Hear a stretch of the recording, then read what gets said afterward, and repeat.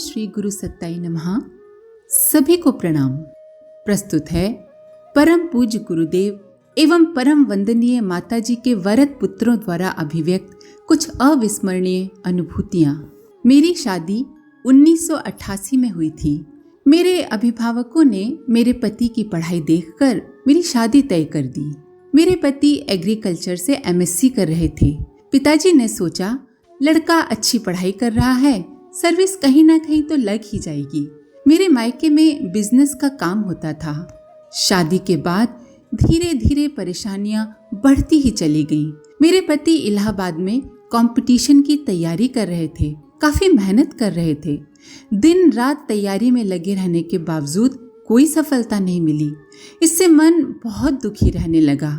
इधर 2 बार मैं गर्भवती भी हुई, किंतु दोनों बार गर्भपात हो गए। मैं इन सब बातों से बहुत टूट चुकी थी। दिन रात रोया करती थी। इन्हीं दिनों मैं अपने मायके गई हुई थी। वहाँ भी मेरा यही हाल था। मुझे दिन रात चिंतित देखकर मेरे पिताजी बहुत परेशान रहते थे। शारदीय नवरात्रि नजदीक आ गई थी। तुलसीपुर के विधायक श्री कमलेश सिंह जी सब परिवार शांति कुंज जाने के लिए तैयार थे। मेरे चाचा गुलजारी लाल जी, चाची तथा उनकी लड़की भी साथ जा रहे थे। मेरे पिताजी से चाचा जी ने कहा कि एक सीट खाली है, अगर कोई चलना चाहे तो शांति कुंज चल सकता है। चाचा जी की बातों को सुनकर मेरे पिताजी ने कहा, किसी को क्यों, नीरू को ले जाओ। वो दामाद के सर्विस न मिलने और बच्चों की घटना से दिन रात रोती रहती है, शायद वहां जाने से उसका भाग्य संवर जाए। इस पर चाचा जी ने कहा, क्या बात करते हैं, सीट न भी खाली होती तो भी हम उसको ले जाते। आप उसको हमारे साथ भेज दीजिए, माँ के आशीर्वाद से सब ठीक हो जाएगा। पिताजी ने मुझको ये बात बताई तो मेरे मन में आशा का संचार हुआ। मुझे विश्वास हो गया कि अब मेरे कष्ट ज्यादा दिन नहीं रहेंगे। मैं नवरात्रि में शांति कुंज पहुंची। मैंने वहां 9 दिन के अनुष्ठान का संकल्प लिया। मेरा अनुष्ठान निर्विघ्न संपन्न भी हुआ। इसके पश्चात मेरे चाचा जी मुझे लेकर माताजी के दर्शन हेतु पहुंचे। उन्हें देखकर माताजी बोली, कहो बेटा कैसे हो? तो चाचा जी ने कहा, माताजी मैं क्या बताऊं, अगर बच्चे दुखी हैं तो बाप कैसे सुखी रह सकता है। ये मेरे बड़े भैया की लड़की है, लेकिन इसे मैं अपनी बेटी जैसा ही मानता हूँ। इसकी शादी के 3 साल हो गए हैं। भाई साहब ने लड़के की पढ़ाई देखकर बेटी की शादी कर दी थी, लेकिन दामाद को आज तक नौकरी नहीं मिली है और इसके 2 बार गर्भपात भी हो गए हैं, जिसके कारण ये बहुत परेशान रहती है। दामाद के लिए दुकान खुलवा दूं, क्या ये ठीक रहेगा? चाचा जी की बातें सुनकर मेरा सर सहलाते हुए वंदनीय माताजी कुछ क्षण के लिए शांत हो गईं। इसके पश्चात बोली, गुलजारी परेशान मत हो, दामाद को बहुत अच्छी सरकारी नौकरी लगेगी और इसके 2-3 बच्चे भी होंगे। माताजी के मुख से उनकी वाणी सुनकर मेरी आंखों में आंसू आ गए। मुझे पूर्ण विश्वास हो गया कि माँ का आशीर्वाद अवश्य फलीभूत होगा। कुछ दिन बाद मेरे पति की कृषि विभाग में नौकरी लगी। उसके पश्चात उत्तर प्रदेश लोक सेवा आयोग से नायब तहसीलदार के पद पर उनका चयन हुआ।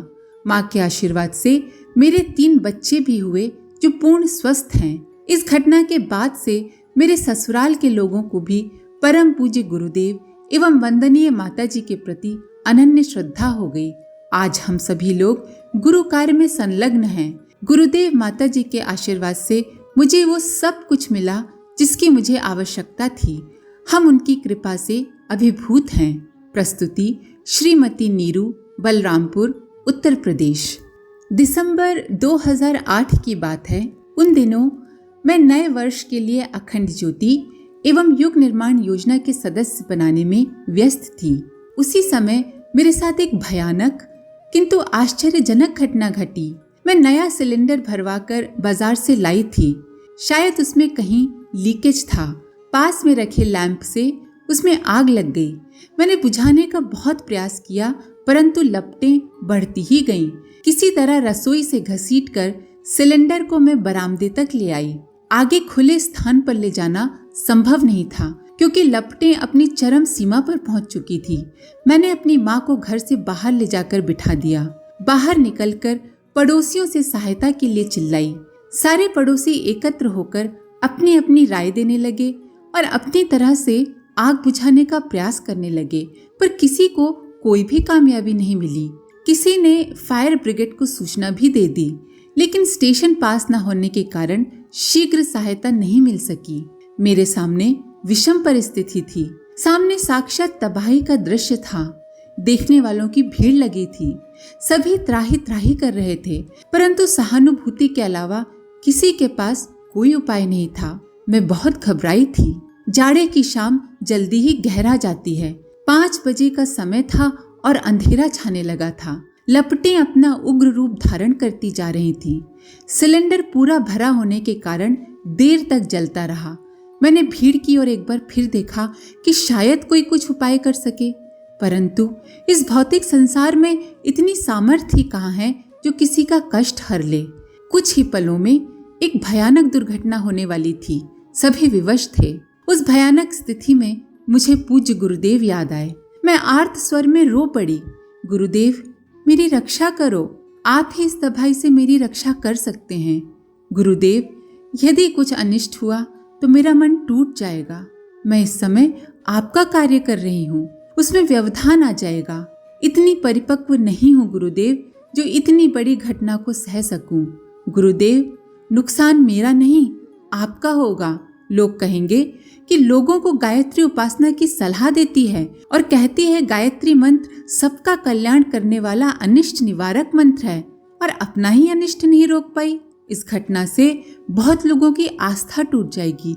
लोग कहेंगे गायत्री उपासना में कोई शक्ति नहीं है।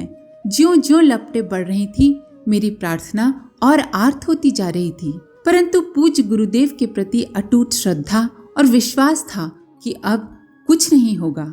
जब गुरुदेव याद आ गए हैं तो निश्चित है कि परोक्ष रूप से वे साथ दे रहे हैं। मन में विश्वास जगा कि गुरुदेव आ गए हैं, अब कोई अनिष्ट नहीं होगा।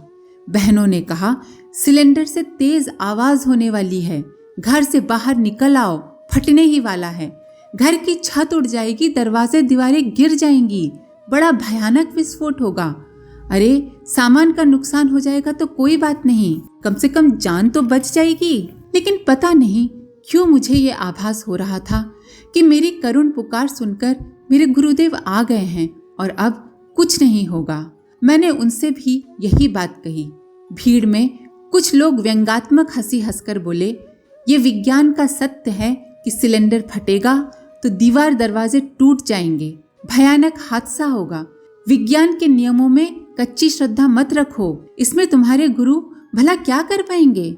पर मेरा मन शांत था, जैसे सब कुछ सामान्य था। सहसा मेरे मन में विचार आया, जैसे किसी ने आदेश दिया हो कि तुम गायत्री मंत्र का जप शुरू करो। मैंने तुरंत आंखें बंद करके जप शुरू कर दिया। मेरे इस क्रियाकलाप को सभी देख रहे थे और कह रहे थे, अरे मानती ही नहीं है, अंधी श्रद्धा भक्ति इसको ले डूबेगी।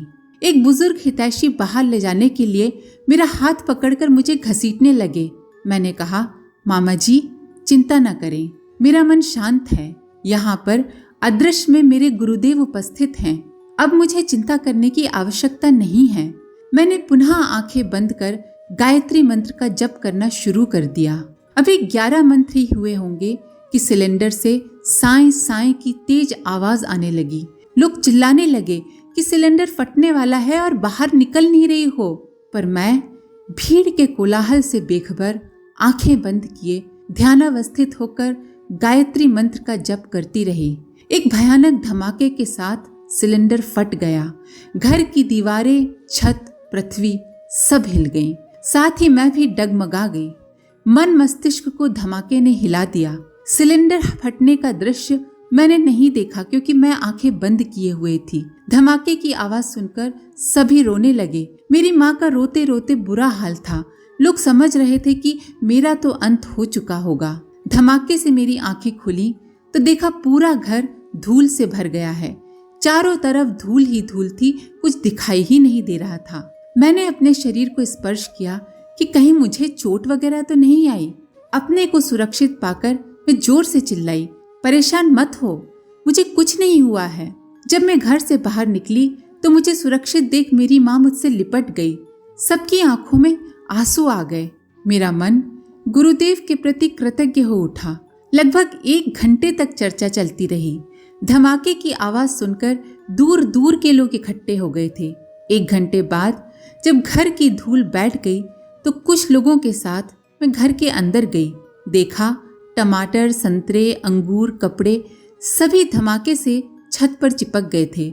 अलमीरा से बर्तन नीचे गिर गए थे, इधर उधर बिखर गए थे। सारे घर में धूल ही धूल थी। सभी कुछ आश्चर्यचकित कर देने वाला था। सबसे अधिक आश्चर्य तो लोगों को तब हुआ जब उन्होंने देखा कि बरामदे में रखा सिलेंडर धरती में 1 फुट नीचे धंस गया है और उसके ऊपर का हिस्सा टूटकर मात्र 1 से 2 फुट की दूरी पर बिखरे हुए था, जैसे किसी ने उन्हें जानबूझकर समेट दिया हो। सिलेंडर के पास रखी चारपाई, दरवाजे, बक्से सब सुरक्षित थे और कहीं भी कुछ भी नुकसान नहीं हुआ था। छत, दीवार सब सही सलामत थे, जिसे देखने के लिए लोगों की भीड़ उमड़ पड़ी। रात्रि हो गई थी। घर को वैसी स्थिति में छोड़कर हम सब सो गए। दूसरे दिन जब सवेरा हुआ तो लोगों का जमावड़ा होने लगा। इस अद्भुत घटना को देखने के लिए जन समूह उमड़ पड़ा। लोगों ने कई सिलेंडर फटते देखे थे, जिसमें छत, दीवारें, दरवाजों का काफी नुकसान हुआ था, पर सिलेंडर को जमीन पर धंसते आज तक किसी ने नहीं देखा था। सभी लोग कह रहे थे कि ये अद्भुत लीला तो सर्वोच्च सत्ता की ही हो सकती है, जो असंभव को भी संभव कर दे। ये तो विज्ञान को अध्यात्म की जबरदस्त चुनौती है। गुरु पर श्रद्धा विश्वास का फल देखकर सभी परम पूज्य गुरुदेव और माँ गायत्री के चरणों में नतमस्तक हो गए। प्रस्तुति ममता सिंह, रायबरेली, उत्तर प्रदेश। आज के लिए इतना ही। अपने विचार कमेंट बॉक्स में जरूर लिखें। आप सभी का धन्यवाद। ओम शांति। हमारे YouTube चैनल को सब्सक्राइब करें और बेल आइकन को दबाकर ऑल पर क्लिक करें ताकि आने वाले सभी वीडियोस की नोटिफिकेशन आपको मिलती रहे।